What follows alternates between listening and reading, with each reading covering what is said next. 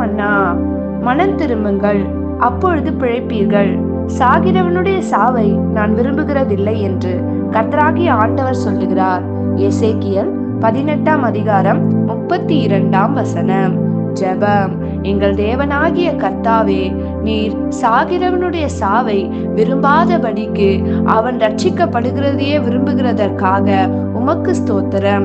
நீர் எத்தனை நல்லவராயிருந்து நாங்கள் மனம் திரும்பும்படி எங்களுக்கு ஒவ்வொரு முறையும் நீர் தருணத்தை கொடுத்து நாங்கள் மனம் திரும்ப நீர் காத்திருந்து அதை ஜெயமா எங்களுக்கு முடிய பண்ணுகிறதற்காக உமக்கு ஸ்தோத்திரம்.